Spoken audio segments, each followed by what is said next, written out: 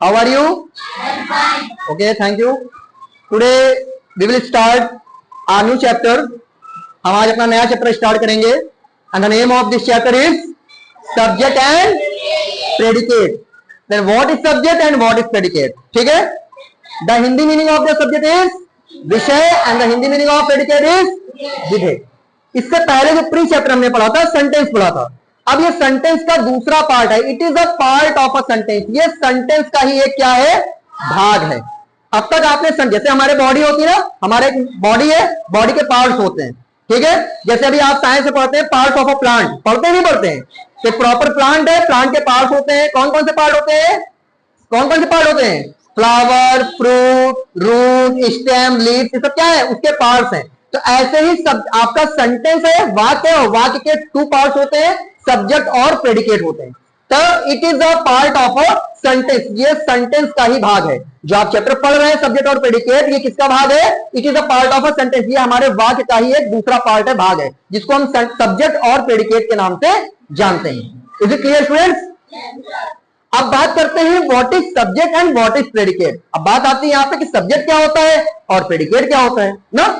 तो पहला है सब्जेक्ट. What is subject? तो सब्जेक्ट की डेफिनेशन दिया गया है कि subject is the first part of a sentence. पहली चीज तो यह ध्यान दीजिएगा कि अगर कोई भी वाक्य लिखा जा रहा है तो वाक्य का जो पहला पार्ट होगा, इसमें दो भाग, तो वाक्य के दो भाग होंगे ना, एक सब्जेक्ट होगा एक प्रेडिकेट. तो वाक्य का जो पहला स्टार्टिंग का जो फर्स्ट पार्ट होगा वो आपका सब्जेक्ट होगा. क्या होगा वो? इसीलिए इसको बताया गया कि सब्जेक्ट जो है first part of a sentence है, वाक्य का पहला भाग है. तो बताया क्या गया? Subject is the first part of a sentence which tells us who or what the sentence is about. जो हमको यह बताता है, यह वाक्य का पहला भाग है जो हमको यह बताता है कि वाक्य में किसके बारे में बात की जा रही है. Is it clear? सब्जेक्ट वह वाक्य है, जब सब्जेक्ट वह है जो हमें यह बताता है कि वाक्य में किसके बारे में बात की जा रही है. वाक्य में जिस चीज के बारे में बात की जाए वो हमारा विषय होगा, सब्जेक्ट होगा. Is it clear? और दूसरा तरीका पहचानने का है कि ये सब्जेक्ट जो होता है is the first part of a sentence. ये वाक्य का पहला पार्ट है. क्लियर? जैसे मैंने बोला, फॉर एग्जांपल उदाहरण के लिए, the principal asked me a question. प्रधानाचार्य ने क्या पूछा उससे? प्रश्न पूछा. प्रधानाचार्य ने मुझसे प्रश्न पूछा. The principal asked me a question. तो प्रिंसिपल क्या है? वाक्य में किसके बारे में बात की जा रही है? वाक्य में किसके बारे में बात की जा रही है? से लाउडली, वाक्य में किसके बारे में बात की जा रही है? प्रिंसिपल के बारे में बात की जा रही है ना. वाक्य जो डिफाइन कर रहा है वो प्रिंसिपल की डिफाइन कर. तो प्रिंसिपल क्या हो जाएगा हमारा? सब्जेक्ट हो जाएगा, क्योंकि प्रिंसिपल के बारे में ही बात की जा रही है. ठीक है ना. पहले ही आपको बता दिया गया कि first sentence which tells who और व्हाट द सेंटेंस अबाउट. तो किसके बारे में बताया गया? अबाउट मींस किसके बारे में? प्रिंसिपल के बारे में. प्रिंसिपल हमारा हो जाएगा सब्जेक्ट. और दूसरा कंडीशन क्या है? Subject is the first part of the sentence. अब देखो ये पूरा सेंटेंस है, इसका पहला पार्ट क्या है? प्रिंसिपल. तो फर्स्ट पार्ट हो गया नहीं हो गया? तो ये सब्जेक्ट है कि नहीं है? तो इसको सब्जेक्ट बोलेंगे. अब दूसरा आता है predicate. What is predicate? Clear हो गया? सब्जेक्ट क्या होता है? हाँ, वाट सब्जेक्ट एक सिंपल सेंस में मैं आपको समझा रहा हूं, एकदम छोटी सी बात में, कि सब्जेक्ट क्या होता है. तो वाक्य में जिस चीज के बारे में बात किया जा रहा है, जिस पर्सन के बारे में बात किया जा रहा है, जिस एनिमल के बारे में बात किया है, जिस थिंग के बारे में बात किया जा रहा है, जिस भी चीजों के बारे में बात किया जा रहा है, तो जिस चीज के बारे में टॉपिक में बात किया जाए वो हमारा सब्जेक्ट होगा. बात सुना रही है? अब दूसरी बात आती है प्रेडिकेट. तो प्रेडिकेट क्या होता है?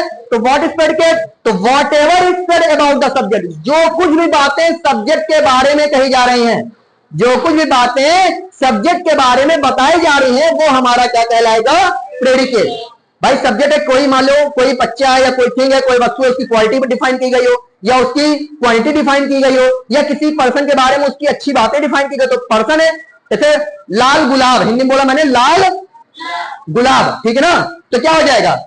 हाँ, ये तो लाल गुलाब की विशेषता हो गई. जैसे मैंने एक चीज बोल दिया, लाल, लाल होना क्या है? एडजेक्टिव आ गया. ठीक है, लाल तो क्या हो गया? एडजेक्टिव हो गया ना. जैसे मैंने बोला काऊ बार्क्स, डॉग बार्क्स, कुत्ता क्या करता है? भौंकता है. तो कुत्ता यहां पे क्या हो गया? डॉग क्या हो गया? सब्जेक्ट हो गया. और बार्क्स में भौंकना, भौंकना क्या हो गया उसका? उसके बारे में क्या बताया जा रहा है? डॉग के बारे में क्या बताया? कुत्ता भौंकता है. तो कुत्ता भौंकना क्या हो गया यहाँ पे? हाँ, प्रेडिकेट हो गया. अब इस तरह से यहां बताया गया what ever is said about the subject. जो भी चीजें सब्जेक्ट के बारे में बताई जाए वो सब क्या है?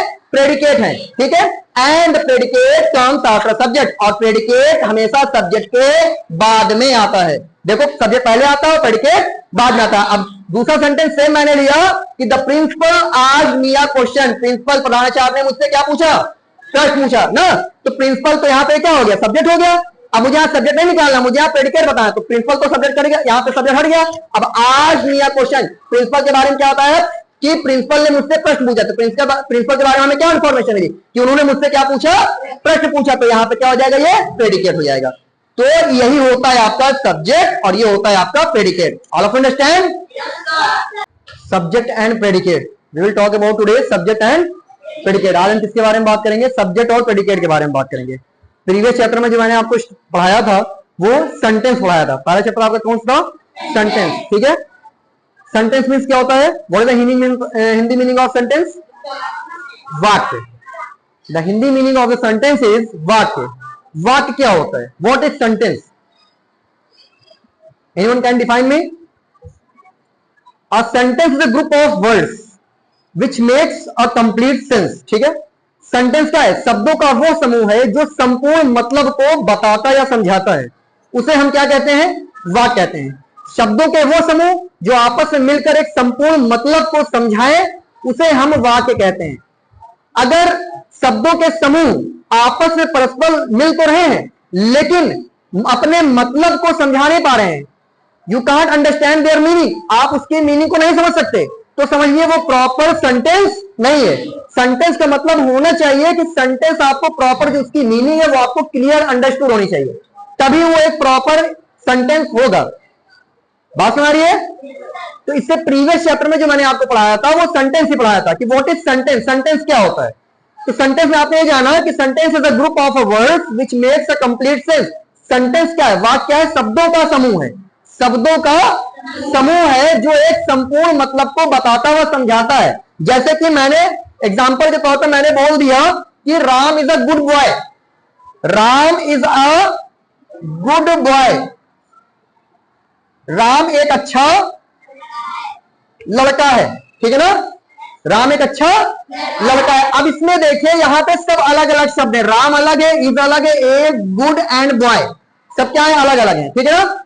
अब जब ये आपस में क्लस्टर फॉर्म में एक ग्रुप बन गए, क्या बन गए, ग्रुप बन गए, तो ये क्या बना है, मेक सेंटेंस, मेक सेंटेंस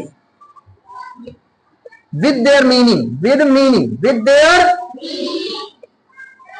क्योंकि इसमें आपको सेंटेंस को पढ़ने पर यह ज्ञात हो रहा है कि Ram is a good boy, कि राम एक अच्छा लड़का है।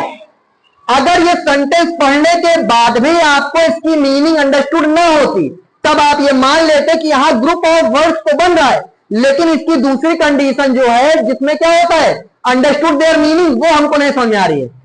शब्दों का समूह तो बन रहा है लेकिन हमको ये वाक्य संपूर्ण मतलब नहीं बता रहा है, तो क्या ये वाक्य होता?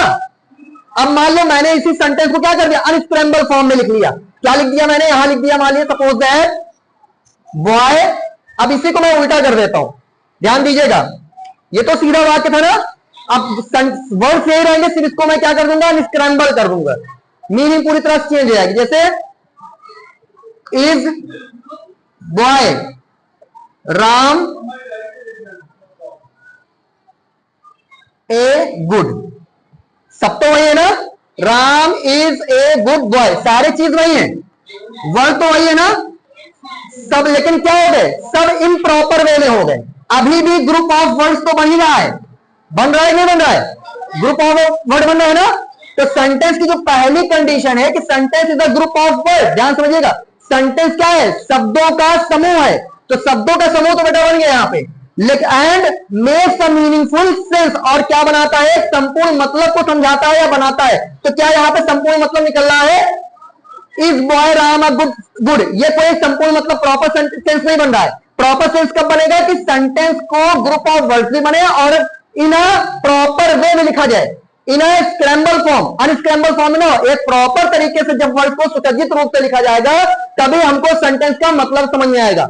अन्यथा ग्रुप ऑफ वर्ड तो बनेगा लेकिन मेक्स मीनिंगफुल, तो यहां पर क्या है, make sentence but not there meaning, but not understand their meaning, not makes meaning, ये अपनी मीनिंग को नहीं समझा पा रहा है।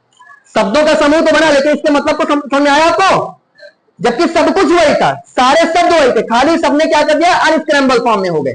बात सुना रही है? सब आगे पीछे हो गए, मैंने इसको पलट दिया, इसका सेंस क्या हो गया, खत्म हो गया।